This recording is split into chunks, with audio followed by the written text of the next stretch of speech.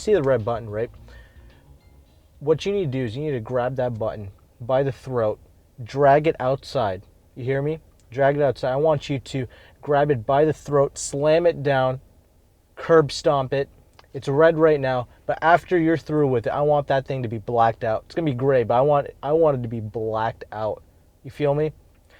And after you're done, after you're through with that subscribe button, I want you to grab the church bells and ring it, because just to commemorate just how much you absolutely massacred that subscribe button. All right. So once you're done with that, we'll get on with this review. You done? All right, let's go. Okay, I apologize for the slightly overly dramatic subscription thing that I just came up with there. Everybody asks, and I really don't. And seriously, none of you do subscribe to this channel, so I thought, all right, well, I guess I really do need to start asking for it, huh? Because only like 3% of you actually subscribe to this channel, so apologies there. But yeah, there you go. Okay, anyway, back to the review at hand. This is the 2019 Ram Rebel 1500 actually. This isn't a press car, this isn't a dealer car, this ain't nothing. This is actually our own car. How? Why? Because our 2010 Tundra actually got into an accident. It's a long story, I'll just keep it short. Basically some kid, I was driving, first accident I've ever been in. If you want, I can make a video about that later, probably not, but whatever. I was driving, had the green light. I was just passing by, you know what I'm saying? Kid in a 2005 Acura TL, which I actually just reviewed, coincidentally, jumped right in front of me, and I had no choice. I had to hit him. I mean, he gave me no stopping distance whatsoever. I was hard on the brakes, but no matter. I hit him. Everybody was okay, though. But this is actually the vehicle that we got placed in. So it's a great opportunity because I get to review a truck that I've actually driven before. I've driven a Bighorn, but I never actually reviewed it. So now I can finally put this on tape. And I can say whatever I want about it because I'm not entitled to any press or whatever. I don't care what any manufacturer has to think or say about this video. So perfect. Let's see, let's turn that traction control off.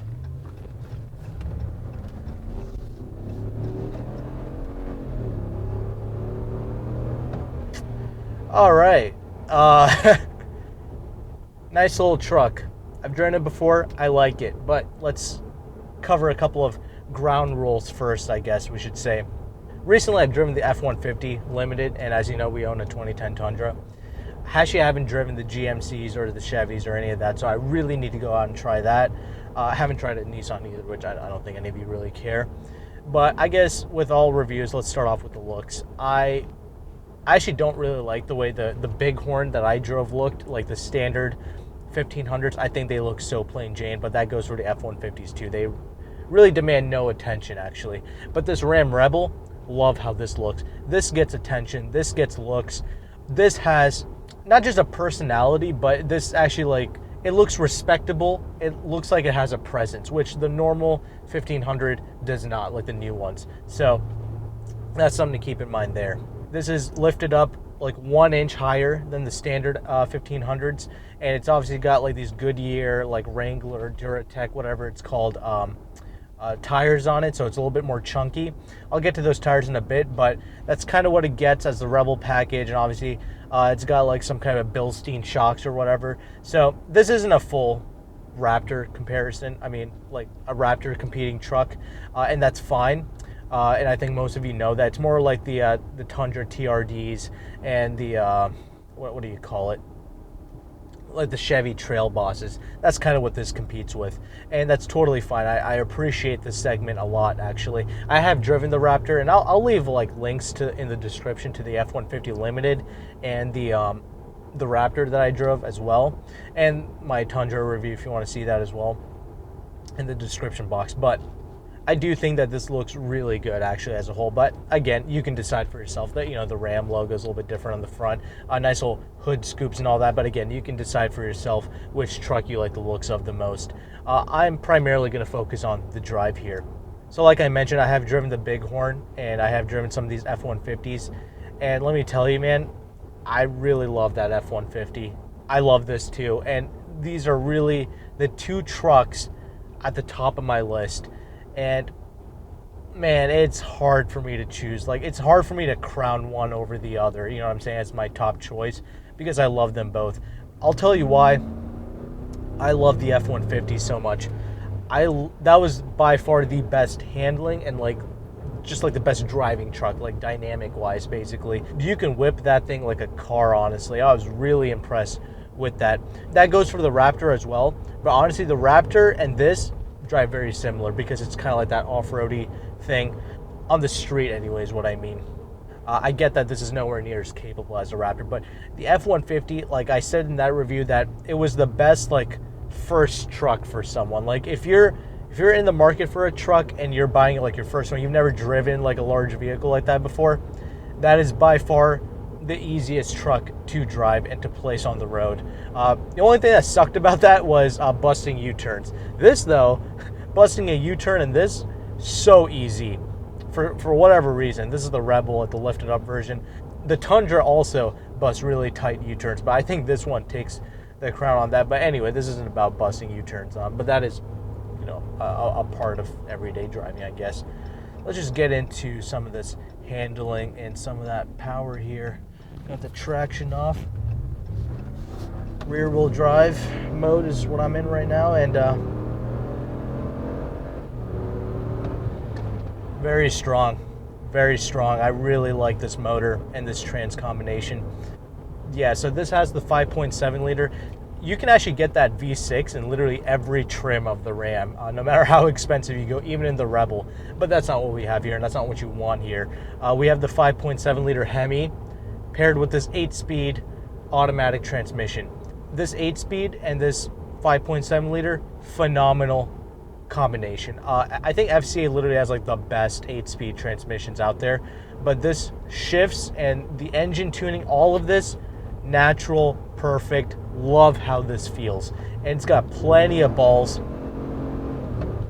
no matter like, and there's no like modes to select here either. It's just always like whatever inputs you give it, it just responds properly, and I love that. Can't appreciate that more. That being said, MPG definitely going to be in the 13s, especially if you drive it the way it's supposed to be driven. But kind of all these bigger V8 trucks are going to be like that 13 MPG. I've had it on the highways. I did hundreds of miles on the highway, and really smooth. I really appreciate just, really this is by far the most refined truck, I think. And that's kind of what makes me love this so much, because none of the other trucks, again, I haven't tried the Chevy, but this is so good. And I think this has literally the most sophisticated suspension setup. I believe it's got multi-link in the rear with a coil spring setup. So it reduces a lot of the harshness that you might associate with, like, you know, a lot of the Tundras and the F-150s. If you put it in like really like harsh potholes, you're definitely going to feel judders and jitters and all that. This drives very similar to like a Mercedes GLE or something like that. I've said that multiple times. It's just so damn smooth. By far the quietest truck as well. And again, you know, going back to that engine a little bit, that engine is buttery smooth. It's just tuned so well. I think it's got like 395 horsepower, 410 pounds-feet of torque. Definitely in the very similar range to, you know, what the Tundra offers with their 5.7 liter, 400 horsepower in the Coyote 5 liter. I did, you know, the F-150 I drove was the Limited, so it had the same powertrain as the Raptor, so it had 450 horsepower and 510 pounds-feet of torque. That might be the fastest truck. However, this feels just as good and just as satisfying to drive. And unlike that twin turbo V6, it doesn't have to build in any, like, you know, fake speaker noise to make it sound like a V8. This just sounds like a V8 and it just sounds proper. The exhaust is definitely reworked over like the big horns and stuff. It's definitely got a little bit more of a growl compared to those big horns. A bit more of a rumble, but it's very subtle. Like I said, I did have it out on the highway quite a bit.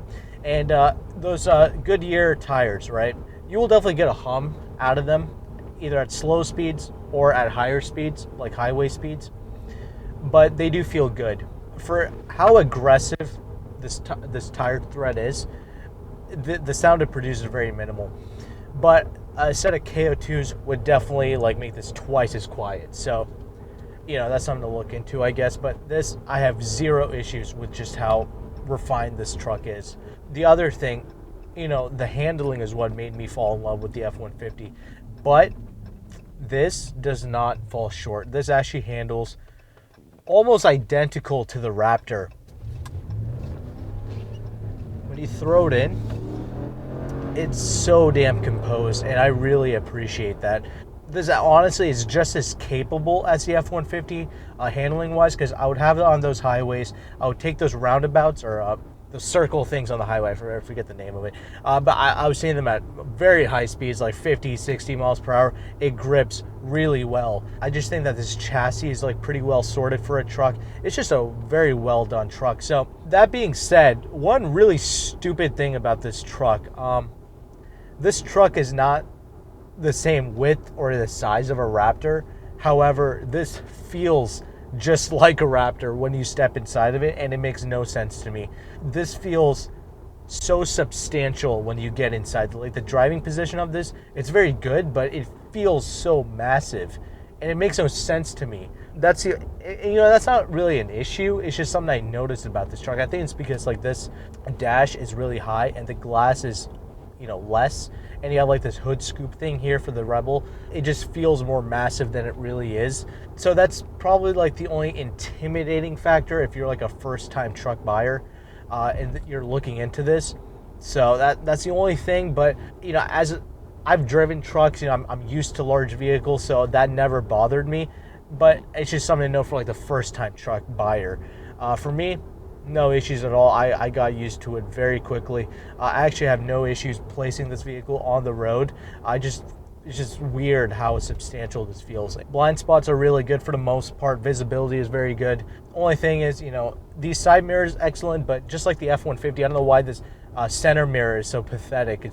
I can't even see the whole like rear window out of this thing. It's not a big deal, but it's just make a larger mirror. You know what I'm saying?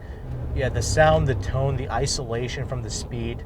That's all so well done with this vehicle.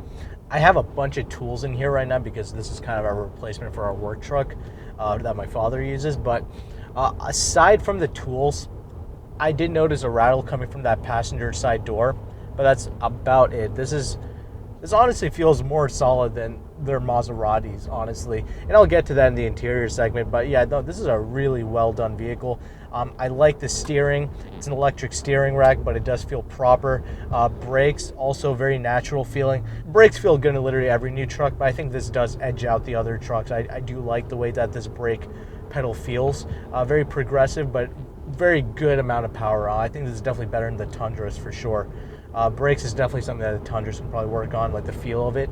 But yeah, this is a really impressive truck. So kind of wrapping up this driving segment, like which one would I choose between this and the F-150?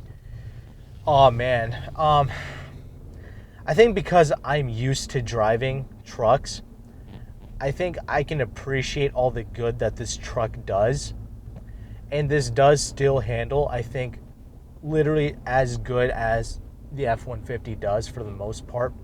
And honestly, the Bighorn, even though I didn't get to spend a lot of time with it, I feel like that would be an even more superior driving truck than this, because it's going to be an inch lower. It's going to have more like passenger type tires on it, like regular tires. So it's going to feel a little bit more normal, and which it did. And it was also much quieter than even this because this has like the crazy like tires on it, obviously.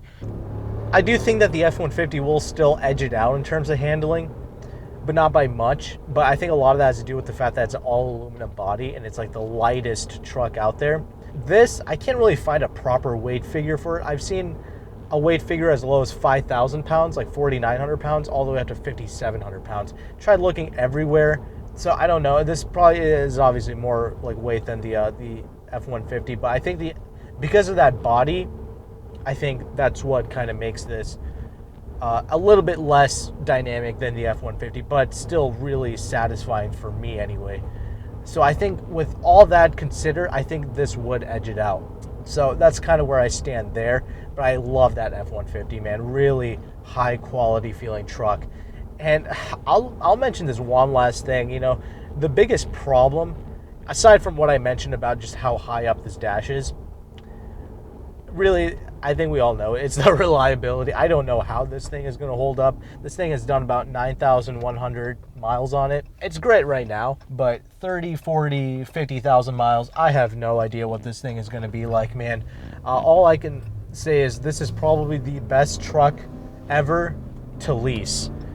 So if you're even remotely interested in it, you better start hitting up the sales managers and telling them you want to work out a phenomenal lease deal, because that's really the only way I would probably get this truck. Enjoy it when it's brand new, fresh out the plastic.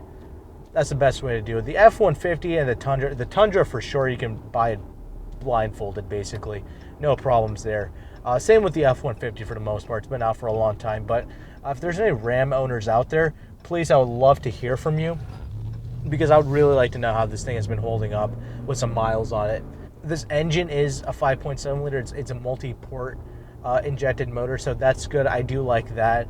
I think this 8-speed is like a ZF trans, so that's probably okay too. Like drivetrain wise, it's fine, but I think the electronics and stuff, you definitely want to get a proper warranty for that.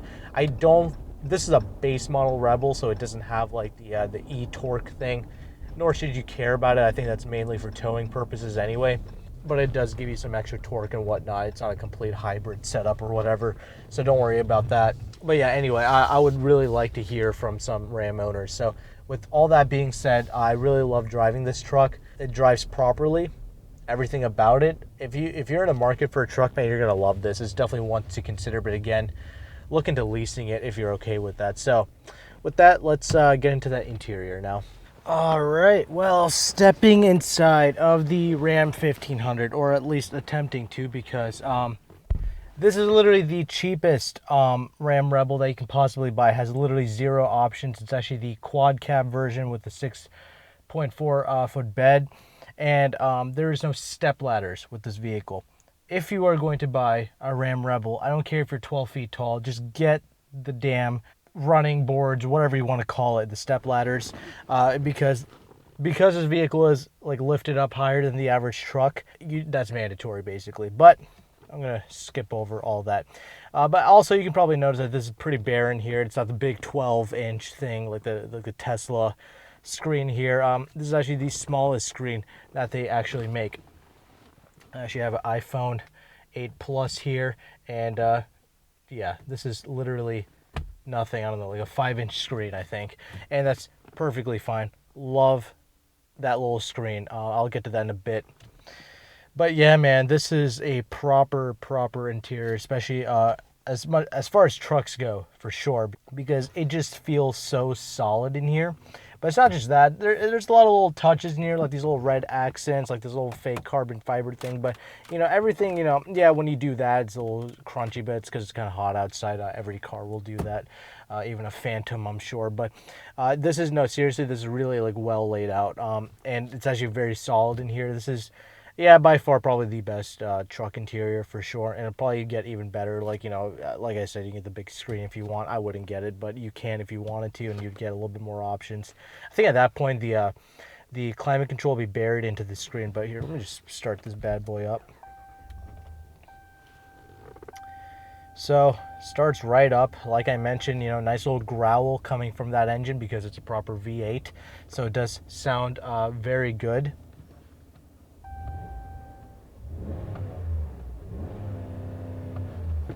4,000 RPM cutoff. Anyway, I'll just start off with the seats, I suppose, because these seats are really good, but they could have been a little bit softer. Usually, like the FCA seats are like super freaking comfortable, but these they're not quite like, you know, I was in a Dodge Charger and that thing had like the softest seats ever. So I wish they would have done something like that here, but this is still a very comfortable vehicle. You can put some serious miles on this bad boy and you won't be like fatigued at all. So that's very good. I like that.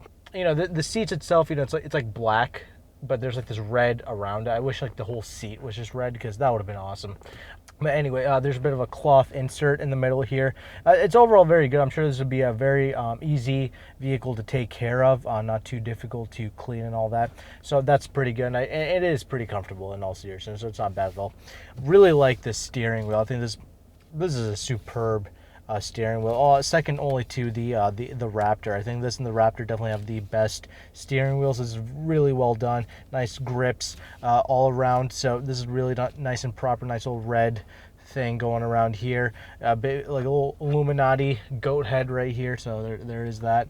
Other than that, though, this is just really proper. You got a little nice little controls here. You can definitely toggle through your I believe your track selection. Sorry, actually there's like these little buttons behind, and it controls the volume with this, and you can go through like the different settings and like the tracks and all that from behind. So not bad, actually. That's kind of a smart way to do it. It's out of your way and all that good stuff, so that's good. Like I mentioned, electric steering, very easy, good size. It's actually like one of the smaller steering wheels, so it's very like, gives a nice precise feel when you operate this large vehicle, so I do like that. Next thing I absolutely love, and usually all the FCA cars get this right, but the gauges look absolutely beautiful in this vehicle. Really well done with the physical gauges with a nice little bezel around it, so it looks pretty expensive. And it's got this really high quality screen in the middle.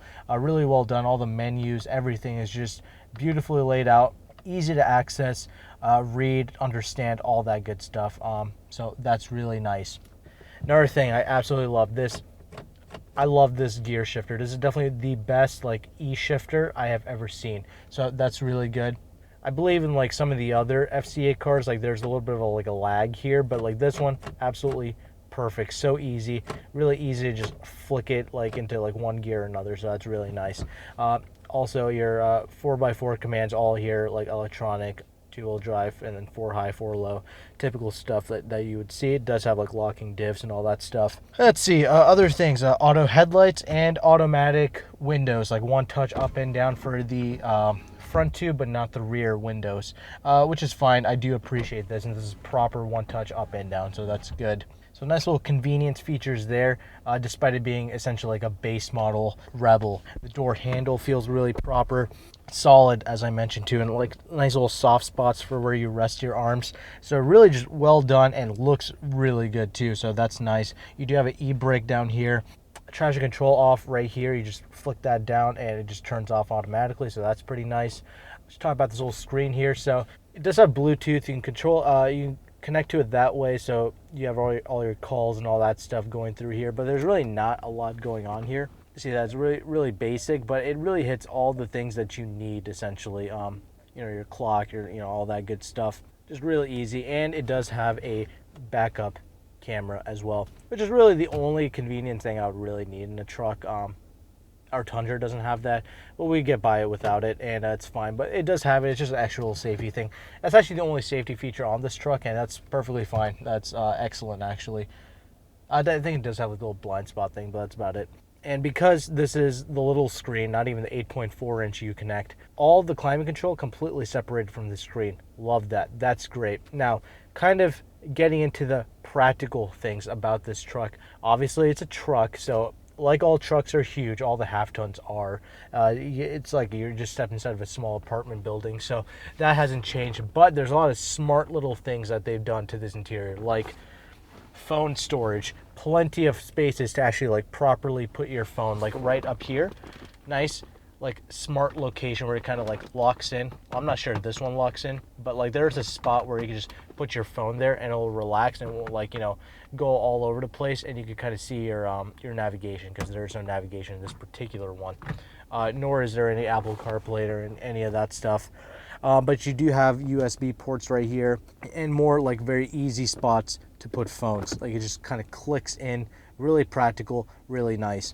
Places to put pens, and obviously this whole like center console, gargantuan. There is no center seat here. It's just this massive amount of storage in the middle here. Phenomenal. You could literally put tools, all kinds of stuff in here, like a little small toolbox, whatever you need. Really practical, and even some more space down here, nice little crevices down here.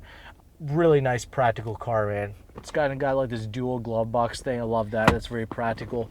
Even this, just get this bag out of the way, but even this, pops down, not too bad. You can still put some stuff in there, so that's good. Door pockets, of course, fits large bottles, no issues whatsoever. Speakers, they're okay. They're not the best, because it's not like a updated sound system. It's not the premium one or anything like that. It's just a base one. Kind of sounds tinny, whatever. It's not a big deal. It sounds better than the Fords, that's for sure, and the Toyota. So it's a good base system, I guess, but it's still not the best. But that pretty much covers everything. I mean, there's not a whole lot going on here because it's the base model. If this was the more optioned out one, there would be a lot more to go through with the screen. You know, there's no panoramic sunroof. That is an option, but this one does not have it, of course. Only other thing, you know, little rattle coming from the passenger door. That's about it, though. This is definitely the best executed interior space for a truck that I've seen, both in terms of solidity and just the layout, the design. Really good. Like I said, they've put more thought into this than they did like Maseratis and all that other crap. So that's great. Let's go ahead and let's hop into those back seats and see what that's like. Again, no step ladders, but we're gonna make this work. All right. Jesus Christ, man. Okay, so here's the story. I'm 5'11". This is set to my seat setting, and this is absolutely atrocious, really. Absolutely pathetic. I see why, with a lot of American trucks, people buy the crew cabs, because I mean, I can make this work, but it's just like, it's not ideal. It's like sitting in the back of a Civic. Actually worse, because the new Civic is actually pretty big.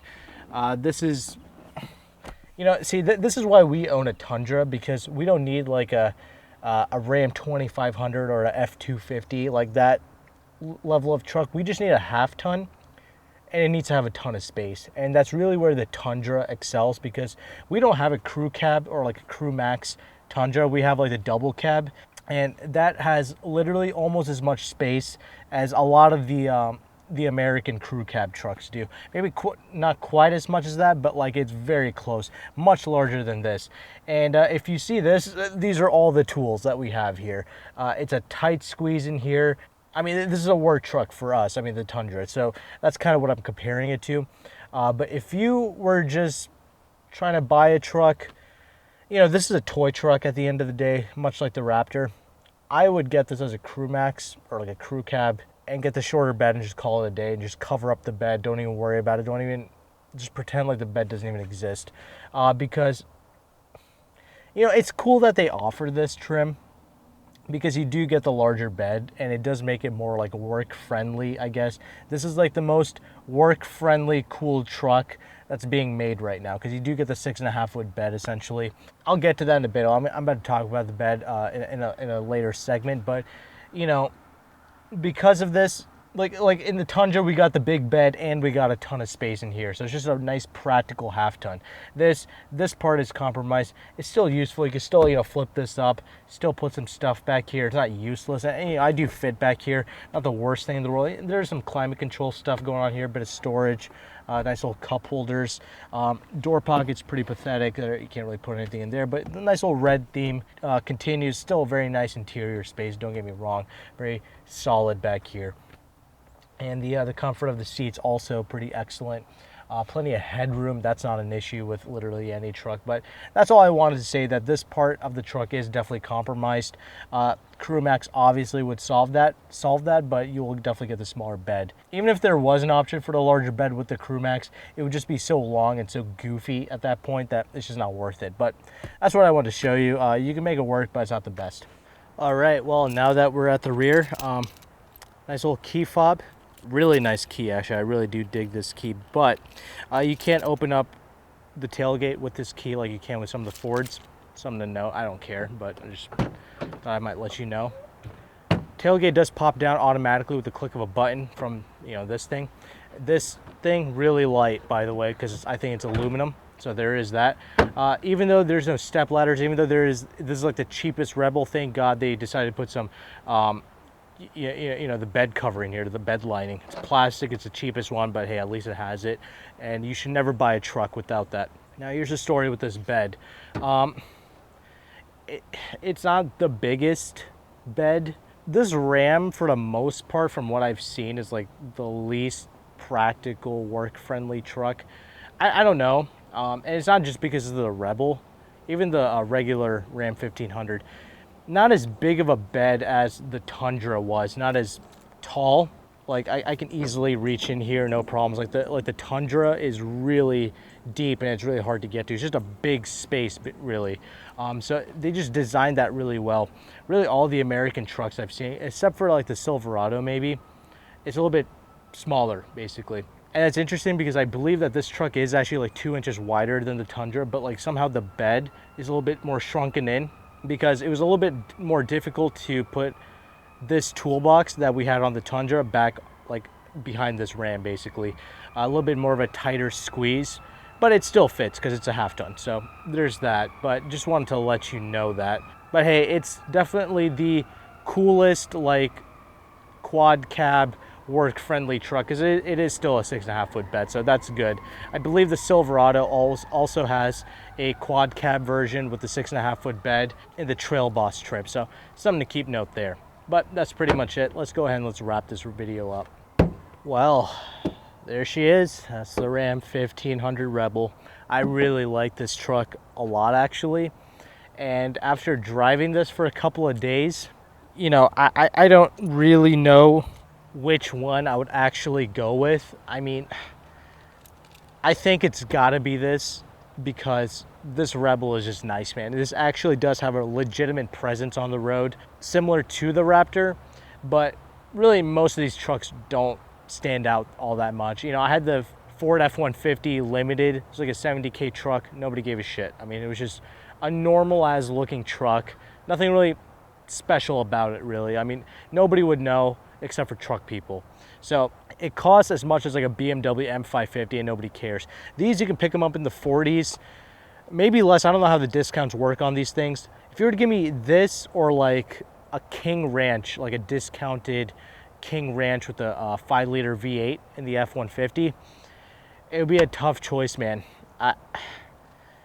I really don't know. It's really that good. This comparison is almost like when I had the BMW 335i and the Lexus IS 350. They were so good. You know, it was hard for me to just pick one or the other. I think I'm leaning towards this, though. I really do, because I like the comfort aspect of it. This is just a more polished feeling truck. You see what I'm saying? And that's really weird to say about something as cheap as like a Dodge or a Ram or a Jeep or whatever. You know, these aren't like the best built vehicle. I think that's common sense. I think a lot of people know that these aren't high quality automobiles like Lexus or something like that. It's gonna upset some people when I say that, but it's just the honest to God truth. It just, you know, I just posted a picture of this on Instagram as I was, you know, recording this video just to put it up there. That I was working on it, and subscriber of mine saying that it's a joke that F-150s aren't reliable either. That might be true. It's definitely not like the Tundra is by far the most reliable truck. It's kind of why we own one, and like I mentioned, the practicality reasons.